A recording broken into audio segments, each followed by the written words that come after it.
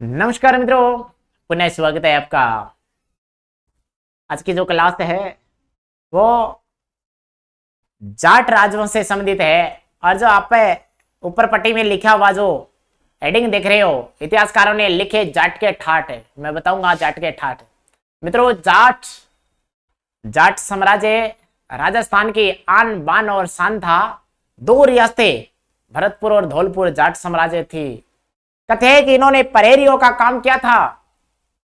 पूर्व से घुसने नहीं दिया किसी विदेशी को, और दिल्ली आगरा पर जाकर के भी अधिकार कर लिया था। जाट साम्राज्य का इतिहास क्या आपको पता है? राजस्थान के किस जाट ने अकबर की हड्डियां निकाल करके जला दी थी? गुस्साए जाट राजा ने अकबर की कब्र को खोद करके उसकी हड्डियां निकाल करके जला डाली। पता है तुम्हें? कमेंट में लिख दीजिए। यदि तुम्हें पता है तो कमेंट में लिख दीजिए। चलिए मैं शुरुआत करता हूं भरतपुर के जाटों के इतिहास की। शानदार क्लास रहने वाली है मित्रों, शानदार राजवंश है। First grade, first level, read level, first और सेकंड और सेट, सीईटी सेट, कोई उसे केट भी बोलते हैं। सीईटी कॉमन एलिजिबिलिटी टेस्ट, पूरा सिलेबस है, राजवंश का पूरा सिलेबस है। अच्छे से ध्यानपूर्वक पढ़िएगा, एक एक प्रश्न काफी महत्वपूर्ण रहने वाला है। और कर्मचारी चयन बोर्ड हो चाहे अदर बोर्ड हो, टप से टप पर्सन बना रहे हैं। वर्तमान में टप से टप पर्सन बना रहे हैं, इसलिए मैं छोड़ने वाला नहीं हूं। कंटेंट के साथ लेके आया हूं क्लास। भरतपुर का जाट वंश पढ़ेंगे। जाट वंश सुनिए ध्यान से। यदि भरतपुर के जाट वंशों का इतिहास की बात करें, हिल मत रे, जाटों का नाम लेते ही पूरा राजस्थान हिल जाता है। तो फिर तुम तो सामान्य क्या यार, तुम तो हिलेगा। तेरे के बस की बात है, तेरे के बाप के सारे, तू तो हल ही गो। जाटा को नाम लिया तो बड़ा बड़ा हल जावे, है ना। ये लो भरतपुर का जाट वंश। मित्रों, भरत नाम है ये, भरत।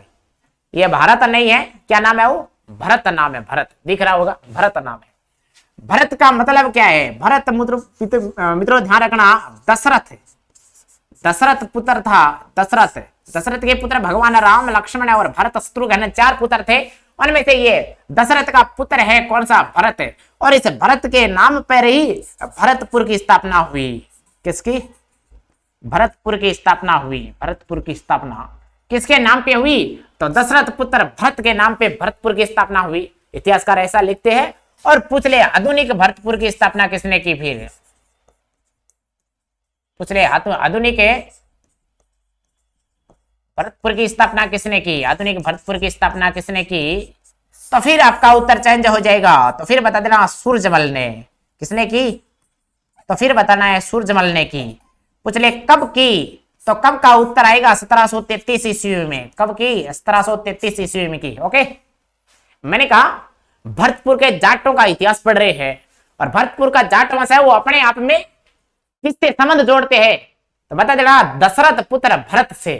कहते हैं कि दशरथ पुत्र भरत के नाम पे और भरतपुर की स्थापना की गई।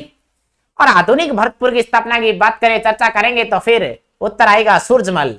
कब की? तो बता देना 1733 ईस्वी में की।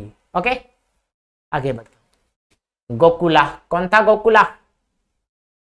सबसे मजे वाली स्टोरी है गोकुला की। और मित्रों, जाट साम्राज्य में यदि अग्रणी रूप में किसी ने प्रेरणादायी काम किया, किसी की दास्ता के गुलाम नहीं बन सकते, किसी की अधीनता स्वीकार नहीं कर सकते, ये प्रेरणा के बीज बोने वाला कोई जाट राजा था तो वो गोकुला था। चाहे वो औरंगजेब हो, चाहे वो सांझा हो, कोई सा भी राजा हो, सांझा हो चाहे औरंगजेब हो, उनकी नीतियों का विरोध किया, झुके नहीं। दबाव डाला गया कि तुम लोग है जो इस्लाम को स्वीकार कर लो। कहते हैं मित्रों, औरंगजेब ने आदेश दिया कि इनको कुचल दो। किनको? जाटों को दबा दो, कुचल दो। लेकिन गोकुला ने हिम्मत की, अग्रणी पंक्ति में आकर के खड़ा हो गया, शीश कटा लिया, धड़ से अलग कर लिया, मर गया, टुकड़े टुकड़े कर दिए इनके, काट के, लेकिन अधीनता स्वीकार नहीं की। जाट है तो सब कुछ है। भाई साहब, किन्हीं के गुस्से इतने गुसालू होते थे ये लोग, इतने गुसालू जाट है, होते थे नहीं है। लकड़ खाजे, सूखा लकड़, सीधा सीधा पत्थर खाजे। जाटों का गुस्सा आपने देखा नहीं, सुना भी होगा ना, किस्सों में सुने होंगे जाट के ठाठ। पढ़ा देता हूं, प्रत्यक्ष बता देता हूं, प्रत्यक्ष ही बता देता हूं। मित्रों, बात कब की है? देखो, जब औरंगजेब का शासन था, मुगल कौन था? ध्यान से सुनना। मुगल कौन? बता देना औरंगजेब। ये लो, मुगल कौन? बता देना औरंगजेब। ये लो औरंगजेब। मैं पेन चेंज कर लेता हूं, इस पेन से भी लिखता हूं। ये लो, कौन है मुगल? औरंगजेब। ये गोकुला मित्रों कहते हैं कि ये तिलपति गांव में निवास करता था। तिलपति, ये तिलपति गांव का था, तिलपति गांव था। और ये जो तिलपति गांव है मित्रों, ये भरतपुर और मथुरा के क्षेत्र में था। कुछ क्षेत्र मथुरा में आता था, कुछ भरतपुर में आता था, तो अधिकतर भाग भरतपुर में था। भरतपुर का तिलपति गांव है। और कहते हैं कि औरंगजेब ने जाटों को कुचलने के लिए आक्रमण किया तिलपति गांव पे। और राजा कौन? गोकुला। तो इसलिए औरंगजेब और गोकुला के बीच में युद्ध होगा, उसका नाम क्या है? तो बता देना तिलपति का युद्ध। कौन सा युद्ध लड़ा गया? बता देना तिलपति का युद्ध। ये लो मैं लिख देता हूं यहां, तिलपति का युद्ध। तिलपति का युद्ध हुआ, ये लो तिलपति का युद्ध। ये तो तिलपति का युद्ध है, ये गोकुला, जाट राजा गोकुला और मुगल बादशाह औरंगजेब के बीच में हो रहा है तिलपति का युद्ध। कहते हैं मित्रों, इस तिलपति के युद्ध में गोकुला को बंदी बना लिया किसने? औरंगजेब ने। और औरंगजेब के सैनिक ने बंदी बना करके और गोकुला को औरंगजेब के सामने ले जाकर के छोड़ दिया गया। ये लो तुम्हारा बंदी आ गया, दुश्मन आ गया ये। और इन जाटों को दबाने के लिए फिर औरंगजेब ने क्या किया? गोकुला पे दबाव डाला गया। और दीवाने आम में नहीं, दीवाने खास में नहीं, दीवाने आम में ले जाकर के, नहीं दीवाने खास में। देखो दो प्रकार की प्रक्रिया है, दीवाने आम और दीवाने खास। ले जाकर के दबाव डाला गया कि इस्लाम स्वीकार कर ले, नहीं तो तेरे शरीर के टुकड़े टुकड़े कर दूंगा। नहीं माना गोकुला, कर दे, लेकिन स्वीकार नहीं करेंगे। जाट है, कौन है? जाट है। और तू टक्कर किससे ले रहा है? जाटों से ले रहा है। कहते हैं मित्रों की इतनी हद पार कर दी औरंगजेब ने, इतनी कायरतापूर्वक यातना दी गई, लेकिन गोकुला ने स्वीकार नहीं की, अधीनता स्वीकार नहीं की। तो आगरा के कोतवाली के सामने है, औरंगजेब ने गोकुला के शरीर के टुकड़े टुकड़े कर दिए, एक एक अंग को छत विच्छित करके टुकड़े करके फेंक दिए प्रजा के सामने। गोकुला ने इस्लाम कबूल नहीं किया, अधीनता स्वीकार नहीं की। और पीछे वाले जाटों के लिए प्रेरणा के स्रोत बने, प्रेरणा के बीज बोए जाटों के लिए, तो किसने? गोकुला ने बोए। औरंगजेब की नीतियों का विरोध किया, औरंगजेब ने आक्रमण किया, तिलपति का युद्ध हुआ। दबाव डाला गया कि अधीनता स्वीकार कर ले, इस्लाम धर्म को कबूल कर ले, लेकिन गोकुला ने अधीनता और इस्लाम धर्म को नकार दिया और अपनी जाटों की छवि मजबूत करके और जाटों के प्रेरणा स्रोत बने। औरंगजेब ने आगरा के कोतवाल के सामने एक एक शरीर के टुकड़े करके कटवा करके फेंक दिए प्रजा में। कुछ दिनों बाद में एक ऐसा ही जाट राजा आया और उस जाट राजा ने कहानियां सुनी गोकुला की। खून उबाल मार